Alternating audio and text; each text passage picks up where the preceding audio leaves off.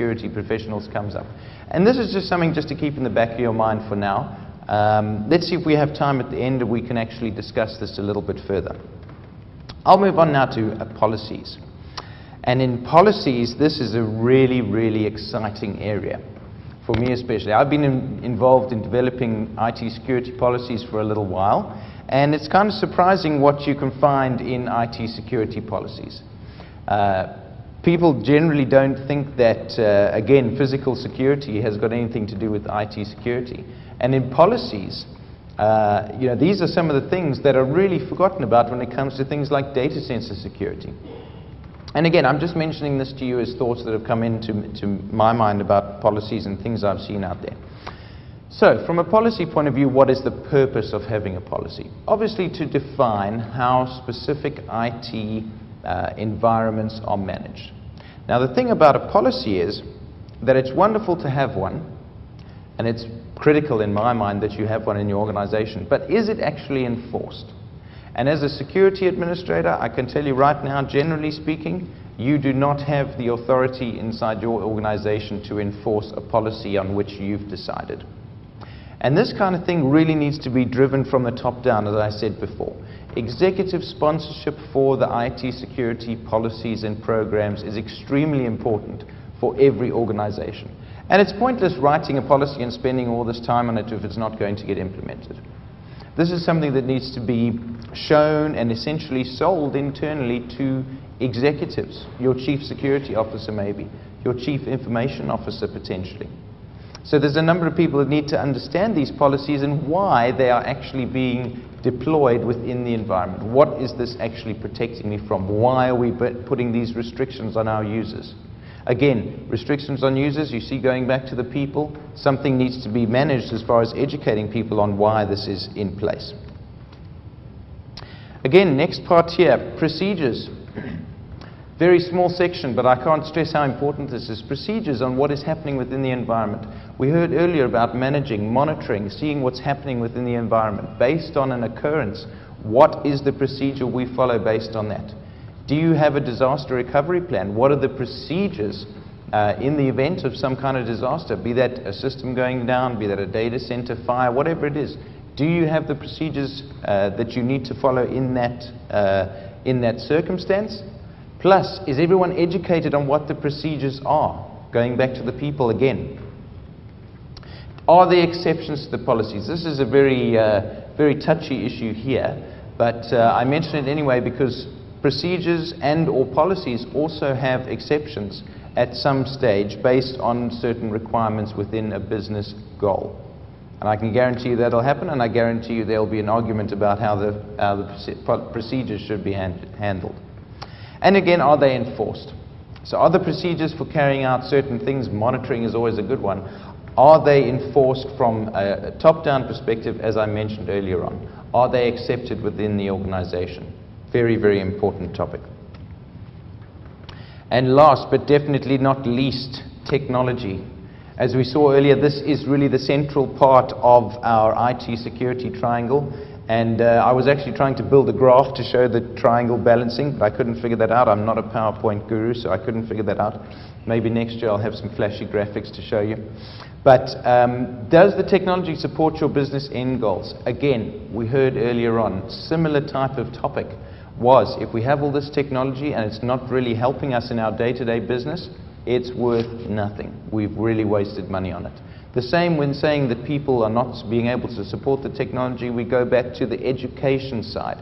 Are people certified and educated on this technology to allow it to work?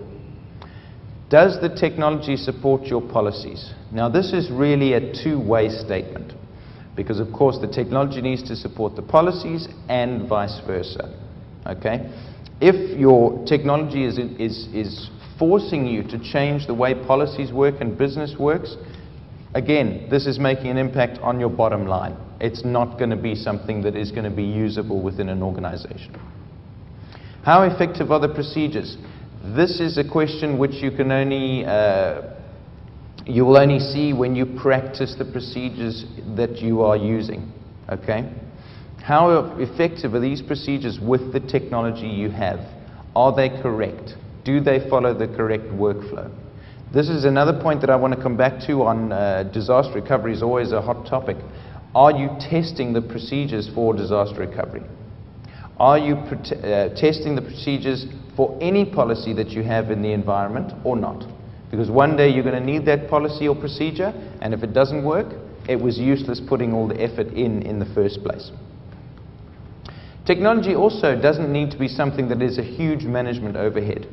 And these are questions, again, I want to make sure that you understand this is more of a thought-provoking presentation more than giving you tons of information. Is there a large management overhead for this technology? Now, a management overhead is defined by what you, as a user of a specific type of technology, see as a management overhead. Okay? I'm saying this because there are a lot of different technologies out there, there are a lot of different ways to use them, and there are a lot of different business processes involved with each one of the technologies. Lots of questions, the answers actually come from your individual organizations or customers' organizations themselves. Because as I said in the beginning, and I just want to stress it again, that security needs to be thought of as a business enabler. Otherwise you are going to fall behind in the IT security space. Again, I guess the last point there really follows in from the management overhead. Do these technologies require touch every day? And they really shouldn't. I mean, to be quite honest with you, IT professionals, and I used to be in support before I was in IT, that was quite a long time ago, but every day, me and my colleagues were saying, well, we're supporting all these people, and we're supporting all these computers, and we're supporting all these servers. We're essentially trying to put ourselves out of work, right? We fix problems every day, some other problem pops up, we fix that. We're essentially trying to work ourselves out of work, and it never happens. That's part of the excitement of IT. We have new stuff coming out all the time, and again, one of the very exciting things about IT and IT security. So moving on here. I just want to sum up in the last couple of slides.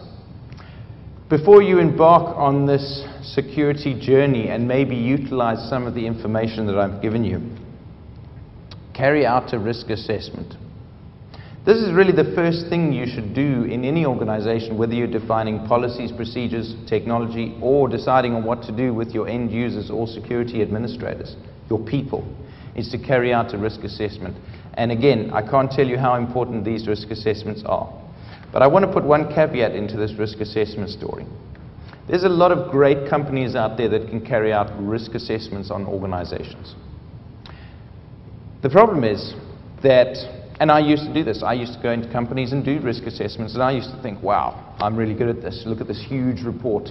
And I've told them how bad this is, and I've told them how good that is, and this part here needs to be changed, and that part needs to be changed. But you know what?